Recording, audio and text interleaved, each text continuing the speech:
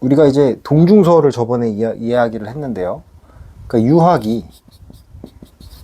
유학이 공자를 중심으로 해서 이제 한나라, 통일 한나라 때 중심 사상으로 자리매김을 하죠. 그 다음에 공자, 맹자, 순자. 그 다음에 다른 제자백가 사상들을 다 포함을 해서 다른 제자백가 사상을 다 포함을 해가지고 유학이 중심을 잡는다 라고 했고, 누가 동중서 공부했잖아요. 동중서. 그 다음에 천인합일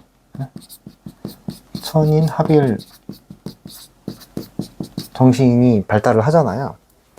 이게 좀 안타까운 게 뭐냐면, 여기서 과학이 사실은 발달을 해야 되는데, 미신이라고 하는 건 뭐예요? 예언이고, 참이라고 하는 건 뭡니까?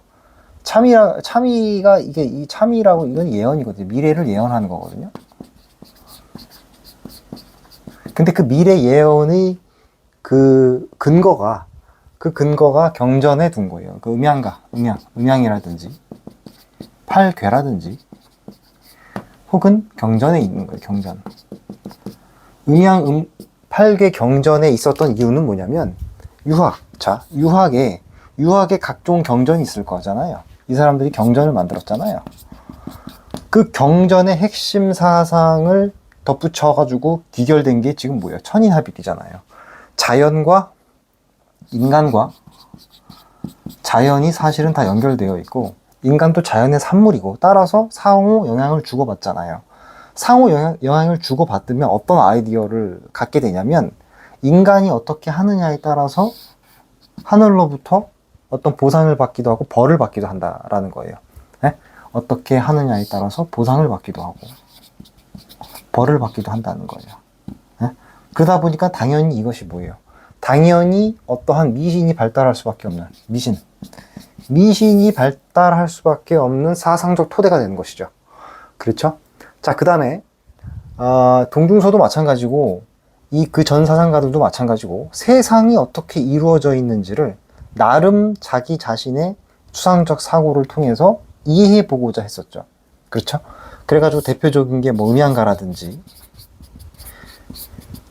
팔괘도 우리가 배웠지 않습니까? 그래서 1184개의 효를 통해 가지고 예언해 보고자 하고 미래를 예측해 보고자 했었던 사상가들이었었죠.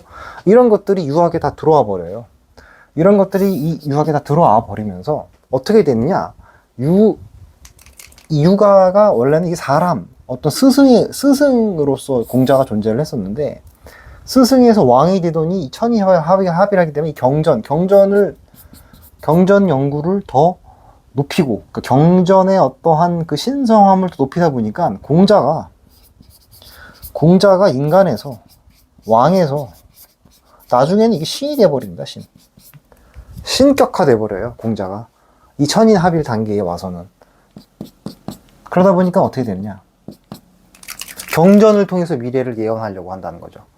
그러니까는 각종 도참 사상, 이 참이라고 하는 거는 예언이고, 이건 예언이고, 도참입니다. 도참 사상이라는 거죠. 그러니까 이런 미신과 참이로 빠져버리고 말았다라는 것이죠. 그러니까 사실은 여기에서 한 단계 더 나아가면 인간도 자연의 산물이고 뭐 이런 거 다 알겠는데, 이거 이론론적 관점이잖아요. 그 이론론적 관점인 거는 내가 알겠어. 이론론. 근데 사실은 이론론은 이론론이고, 인간의 추상적인 사유를 더 통해서 사실은 뭐예요? 과학을 발전시켜야 됐었고, 과학을 발전시키기 전에 사실은 뭐가 나와야 되냐면 수학이 발전을 했어야 됐어요. 수학. 근데 미안하지만 중국에서, 우리 한국도 마찬가지고, 동양에서는 수학이 없었어요. 수학. 다시 말해서 기하학이 없었다. 아직까지 없었다는 겁니다. 한참 후에 나오게 되죠. 수라고 하는 거는 어떤 의미를 갖냐면, 현상이 있으면 그 현상을 추상화 하잖아요. 현상을 추상화한 다음에 그거를 어떤 기호화 한단 말이에요. 기호화하고, 그 기호화한 거를 숫자로 표현을 한단 말이에요. 혹은 어떤 도형, 점, 선, 면, 이런 것들이 되겠죠. 그래가지고 서양에서는 이런 현상을 abstract, 추상화 해가지고 숫자와 도형으로 표현을 한 다음에 숫자와 도형만 가지고서 추상적인 사고를 반복을 합니다. 그러니까 현상은 현상대로 남아있으되 인간의 머릿속에서 숫자와 도형을 가지고 추상적인 사고를 진행을 하죠. 그러다 보니까 사고 능력이 발달을 하는 거예요. 현상은 현상대로 두고 인간의 사인은 끝까지 가는 거죠. 사고의 끝까지 가게 된다는 거예요. 그러니까 당연히 과학과 수학과 과학의 바탕이 되는 거예요. 근데 안타깝지만은 그 단계까지 가지 못했다는 겁니다. 여기까지 가지 못했다는 거예요. 여기까지 가지 못한 이유는 뭐냐? 이 단계에 머물렀다는 거예요. 경전에 대한 해석을 넘어서서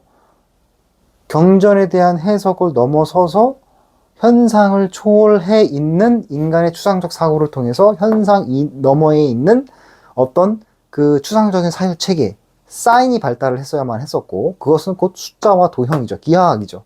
그런데 그렇게 발달하지 못했고 이 단계에 머물렀다. 이 단계에 머물렀었던 가장 핵심적인 원인은 사람마다 다 다르겠지만 저는 결국 인간과 자연을 하나로 봤었던 이런 이론론적인 사고방식 때문에 추상적 사고가 발달하지 못하게 됐다라고 봅니다. 자연을 인간이 정복해야 될 대상, 활용해야 될 대상이 아니라 인간도 자연의 일부이기 때문에 자연과 조화를 이루어야 한다라고 하는 생각. 조화.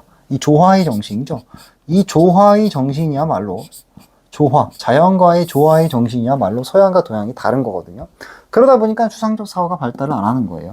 자연과 조화해야 한다는 생각을 갖고 있으면 자연을 정복하고 활용하고 이해하기보다는 그 자연을 잘 관찰을 해서 자연의 순리대로, 자연의 변화대로, 자연의 이치대로 인간도 살아야 된다는 생각을 하게 되겠죠. 그러니까 그게 바로 천인합일이고 자연을 통해서 우리가 어떻게 해야 되는지 미래를 예언하기까지 하게 된다는 겁니다. 추상적 사고를 발전시키기보다는 그 자리에 머물러서 관찰하고 그거를 기존에 있는 질서를 따라가기 바빴다는 겁니다.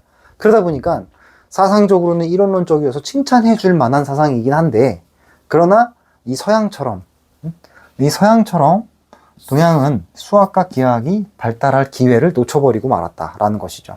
반면에 서양 같은 경우에는 플라톤의 이데아라고 하는 것이 현상과 유리되면서 완전히 똥 떨어지게 되면서 그 이데아를 이해하고자 했었던 것이 수학이죠.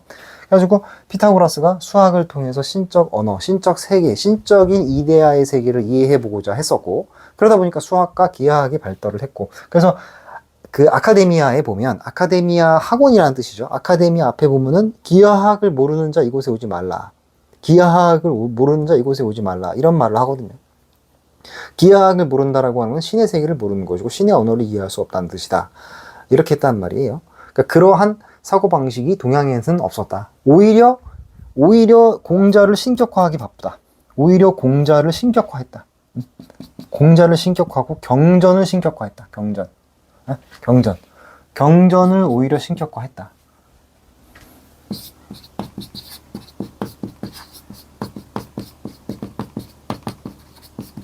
공자의 신격화다라고 하는 겁니다. 그러니까 그 이후의 사상들이 전부 다 주석 달기에 머무를 수밖에 없었다라는 것입니다. 이것이 참 동양 철학의 아쉬운 점이 되겠죠.